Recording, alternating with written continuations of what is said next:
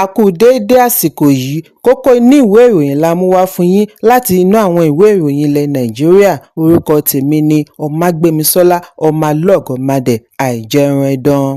Adájọ́ àgbà fún Nàìjíríà CJN Adájọ́ Kudirat Kékeré-Ẹkùn ti darí àwọn agbẹjọ́rò àti òṣìṣẹ́ ilé-ẹjọ́ kí wọ́n dẹ́kun àti máa lo oyè barrister mọ́ orúkọ wọn gẹ́gẹ́ bí prefix ní gbogbo iṣẹ́ tí wọ́n bá ń ṣe ní ilé-ẹjọ́ tó ga jùlọ.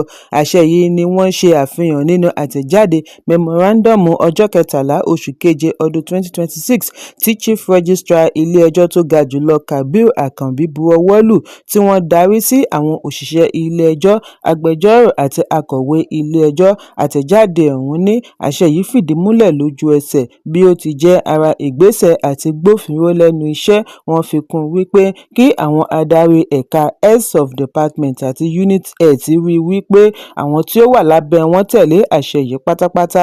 Àṣẹ yìí wáyé lẹ́yìn ọ̀sẹ̀ díẹ̀ tí Council of Legal Education kìlọ̀ fún àwọn tí wọ́n ṣẹ̀ṣẹ̀ fẹ́ di agbẹjọ́rò tako wíwọ wíìgì àti kaba tàbí ṣíṣe àpèjúwe ara wọn ní ojúlówó agbẹjọ́rò qualified legal practitioner kí wọ́n tó pè wọ́n sí iṣẹ́ agbẹjọ́rò. Call to Nigeria Bar Council ní irúfẹ́ ìgbésẹ̀ báyìí ń mú ìtàbùkù bá iṣẹ́ agbẹjọ́rò. Ẹni wọ́n bá ká wípé ó tàpá sí àṣẹ yóò fi ojú winá òfin. Ẹ̀kúnrẹ́rẹ́ ìròyìn wà nínú ìwé ìròyìn Punch tó jáde lónìí. Ọ̀jọ̀gbọ́n Wọlé Ṣóyínká ti ké sí Ààrẹ Bọ́lá Tinubu kí ó fi òpin sí gbogbo ohun tí ó jọ mọ́ ìpànìyàn láti ọ̀dọ̀ àwọn alágbára state actors, bí ó ti ní dídákẹ́ aráàlú lè mú kí nǹkan burú sí i. Èyí ń wáyé bí Ṣóyínká ṣe fi ìdánilẹ́kọ̀ọ́ ọlọ́dọọdún rẹ̀ sórí àwọn tí wọ́n fi ara kááṣá ìṣekúpa, bí ó ti sọ gbangba wípé àṣìṣe tí ó burú jù tí orílẹ̀-èdè ṣe ni fífi ààyè gba kí àwọn apànìyàn máa lọ lọ́fẹ̀ẹ́. Ṣóyínká sọ ọ̀rọ̀ wọ̀nyí níbi ìdánilẹ́kọ̀ọ́ ẹlẹ́ẹ̀kejìdínlọ́gbọ̀n Wọlé Ṣóyínká tí ó wáyé ní ìlú Port Harcourt pẹ̀lú àkọlé gbígba orílẹ̀-èdè padà nípasẹ̀ ìjíhìnrere ìdájọ́ òdodo àti ìgboyà, Reclaiming the Nigerian State through Accountability, Justice and Civil Courage. Ṣóyínká fìdí ẹ̀ múlẹ̀ wípé àìgbé ìgbésẹ̀ láti ọ̀dọ̀ aráàlú sí àṣejù orílẹ̀-èdè ló túbọ̀ ń kóbá bí wọ́n ṣe ń tẹ̀síwájú àti máa tẹ ẹ̀tọ́ aráàlú lójú mọ́lẹ̀. Ó ní nípasẹ̀ ọ̀rọ̀ yìí lòun fi ń bu ọlá fún àwọn tí wọ́n pàdánù ẹ̀mí wọn látara àìkáràmáìsìkí orílẹ̀-èdè. Ọ̀jọ̀gbọ́n ní òun ya ìdánilẹ́kọ̀ọ́ òní sọ́tọ̀ fún àwọn ará Ughelli 18 tí wọ́n pa láìnídìí látàrí wípé wọ́n gbájúmọ́ iṣẹ́ wọn, àti ọ̀dọ́mọkùnrin tí ọlọ́pàá yìnbọn pa lójúmọmọ látàrí wípé wọ́n fura lásán, pẹ̀lú Deborah tí àwọn akẹgbẹ́ rẹ̀ ní kíláàsì dáná sun. Ìwà wọ̀nyí jẹ́ dídákẹ́ gbogbo wa tí ó mú irúfẹ́ nǹkan báyìí ṣeé ṣe. Àwọn tí wọ́n pa ọmọbìnrin yìí tún lè lọ orí amóhùnmáwòrán láti na ìṣáná sókè wípé ìṣáná yìí ni òun fi dáná sun. Ibí yìí ni ẹ̀ka ìdájọ́ orílẹ̀-èdè ti já wa kulẹ̀ pátápátá.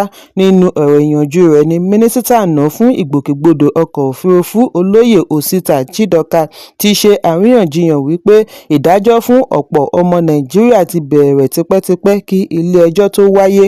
Chidoka ní ìdájọ́ bẹ̀rẹ̀ láti ìgbà tí òṣìṣẹ́ ọlọ́pàá ti pinnu àti mọ ìgbà tí ẹ̀sùn bá jẹ́ òtítọ́ tàbí irọ́ látàrí mímọ̀ yàn. Níbi ó ti ń ṣe àpẹẹrẹ àṣìṣe ẹ̀ka ìdájọ́ Nàìjíríà àti ọgbà ìwà àtúnṣe ni Chidoka ti ṣe àfihàn wípé 64% àwọn ẹlẹ́wọ̀n títí kan 50,000 ọmọ Nàìjíríà ni wọ́n ṣì ń retí ìdájọ́ tí wọn kò sì dá ẹjọ́ wọn lórí ẹ̀sùn kankan. Ọ̀kọ̀ọ̀kan àwọn èèyàn wọ̀nyí ni wọ́n fi ẹ̀mí wọn kọ́, wọ́n pàdánù iṣẹ́, ìdílé wọn túká, ìlera wọn dì mẹ́rí, tàbí nígbà tí orílẹ̀-èdè bá fa ìdíwọ́ fún ìdájọ́ tí aráàlú fi ara da ìyà. Èyí jẹ́ ìkọlù tí orílẹ̀-èdè fúnra rẹ̀ dá sílẹ̀. Ẹ̀kúnrẹ́rẹ́ ìròyìn wà nínú ìwé ìròyìn Vanguard tó jáde lónìí. Ikọ̀ ológun Nàìjíríà ti ṣe àgbàkalẹ̀ ọ̀gá ológun kan Lieutenant Colonel Ofor Amobi àti ará ìlú kan Ọ̀gbẹ́ni Ikechukwu Onwuara lọ́wọ́ àwọn ajínigbé lẹ́yìn ọjọ́ 10 tí wọ́n ti ń wá wọn pẹ̀lú àjọṣepọ̀ Joint Search and Rescue Operation ní ìpínlẹ̀ Enugu. Àfihàn yìí jẹyọ nínú àtẹ̀jáde iléeṣẹ́ ológun tí ó tó iléeṣẹ́ ìròyìn NAN lọ́wọ́ lónìí ní ìlú Àbújá. Iléeṣẹ́ ológun ní òwúrọ̀ àná ọjọ́ Ẹtì ni wọ́n rí àwọn wọ̀nyí gbà kalẹ̀ lẹ́yìn tí wọ́n fúngun mọ́ àwọn tí wọ́n jí wọn gbé. Gẹ́gẹ́ bí àtẹ̀jáde ọ̀hún ṣe ṣàlàyé, ikọ̀ gba ìpè láti àgọ́ ọlọ́pàá ẹ̀ka ìyìn láàrin aago 2 òru ọjọ́ Ẹtì lórí ìrìnsí àwọn tí wọ́n jí gbé. Wọ́n ní lójú ẹsẹ̀ ní ikọ̀ ológun bọ́ sójú iṣẹ́ pẹ̀lú ọkọ̀ jagunjagun lọ sí ibi tí wọ́n ti bá àwọn wọ̀nyí níbi tí wọ́n já wọn jù sílẹ̀ nínú aginjù ìyìn. Ológun ní àwọn méjèèjì ni wọ́n ti ní ọgbẹ́ ọta ìbọn lára bí wọ́n ti kó wọn lọ ilé ìwòsàn 82 Division fún ìtọ́jú àti àyẹ̀wò. Ìwádìí àkọ́kọ́ ṣe àfihàn wípé wọ́n bo ojú àwọn wọ̀nyí gbé wọn lọ ibi tí wọn kò mọ̀ kí wọ́n tó já wọn jù sínú igbó láàrin ojúnà ẹnubodè Enugu sí Anambra. Ẹ̀kúnrẹ́rẹ́ ìròyìn wà nínú ìwé ìròyìn Punch tó jáde lónìí. Ọjọ́bọ̀ ní igbákejì ààrẹ Kashim Shettima kópa nínú ètò àdúrà fún olóògbé Sardauna ní Sokoto Alhaji Abubakar Alhaji tí ó jáde láyé lówùúrọ̀ ọjọ́ yìí lẹ́yìn àárẹ̀ níbi ètò àdúrà tí ó wáyé ní mọ́ṣáláṣí Sultan Muhammad Bello Sokoto láti rí èrò tí wọ́n kórajọ fún ìdárò. Lára wọn láti rí àwọn ènìyàn pàtàkì bíi igbákejì gómìnà ìpínlẹ̀ Sokoto Alhaji Idris Muhammad Gobiu, gómìnà àná fún ìpínlẹ̀ Sokoto Senator Aminu Waziri Tambuwa, Sultan ilẹ̀ Sokoto His Eminence Alhaji Muhammad Sa'ad Abubakar kejì, àwọn mínísítà àná àti èyí tó ń sìn lọ́wọ́, ọ̀gálọ́gàá lẹ́nu iṣẹ́ ìjọba, ọba àti ogunlọ́gọ̀ àwọn olùbánikẹ́dùn. Chief Imam mọ́ṣáláṣí Sultan Bello Malam Bello Akwara ni ó darí àdúrà. Lẹ́yìn àdúrà ní igbákejì ààrẹ Kashim Shettima àti igbákejì gómìnà ṣe àbẹ̀wò ìbánikẹ́dùn sí Sultan ilẹ̀ Sokoto.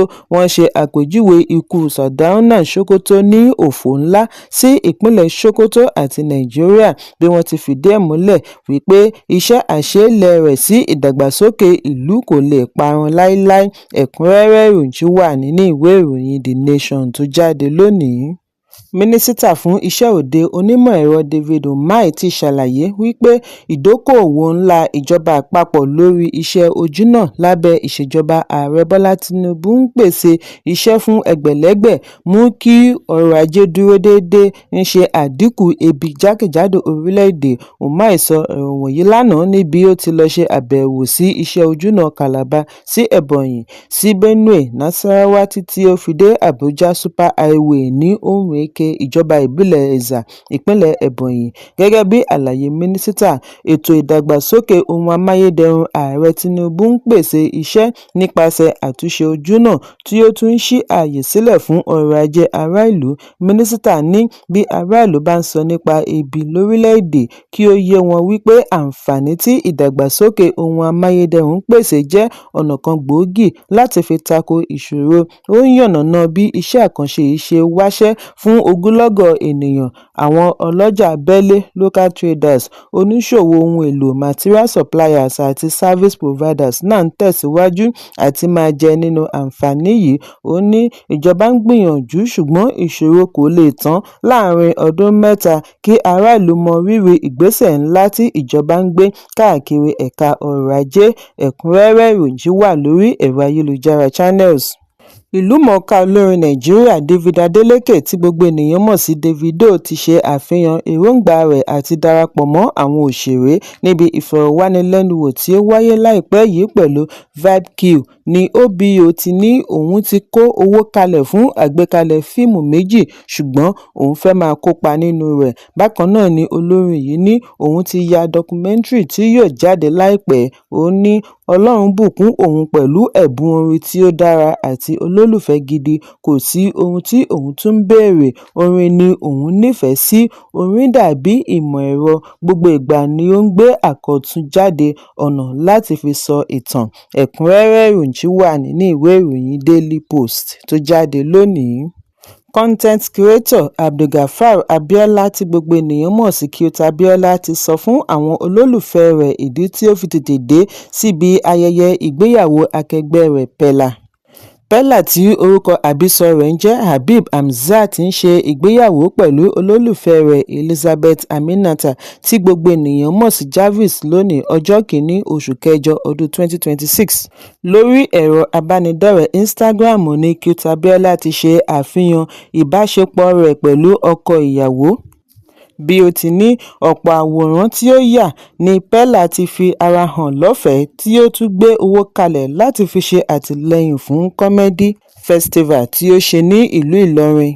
Pella àti Jarvis ni wọ́n ń so èdìdì pọ̀ lónìí níbi ayẹyẹ tí ìrètí wà wípé yóò jẹ́ ọ̀kan lára ayẹyẹ tí yóò lárinrin jùlọ ní ọdún 2026. Nínú àfihàn rẹ̀ ní Cute Abiola ti ṣe àpèjúwe Pella ní adúrótini tí kìí retí ohunkóhun padà. Ó ní ọ̀pọ̀ fídíò ní Pella bá òun yà láì gba kọ́bọ̀ nígbà tí Cute Abiola tún gbé fò lọ Ìlọrin fún Comedy Festival. Pella tún ná owó ara rẹ̀ láti fi ṣe àtìlẹ́yìn fún iṣẹ́ Cute Abiola. Ó ní irúfẹ́ ènìyàn báyìí ṣọ̀wọ́n, òun kò lè fi ojú parẹ́. Lẹ́yìn èyí ni ó fi àtẹ̀jíṣẹ́ kí tọkọ-tìyàwó bí ó ti ní kí ilé wọn kún fún ayọ̀ àti àlàáfíà, ìfẹ́ àìlópin, ìdùnnú àti ìbùkún Olúwa, kí ìgbéyàwó yìí máa gbòòrò sí lójoojúmọ́. Skitmaker yìí parí ọ̀rọ̀ rẹ̀ pẹ̀lú ìlérí àti wà níbi ìgbéyàwó yìí láti ìbẹ̀rẹ̀ dópin. Kókó inú ìwé ìròyìn tòní kò ní jù báyìí lọ. Ẹ pàdé mi ní ọjọ́ Ajé Monday fún àkọ́tún ìròyìn. Kí a tó lọ, ẹ má ṣaláì fi àkíyèsí yín ránṣẹ́ kí ẹ sì bá wa subscribe sójúnà wa lórí YouTube kí kókó inú ìwé ìròyìn lè máa tẹ̀ yín lọ́wọ́ ní kíákíá.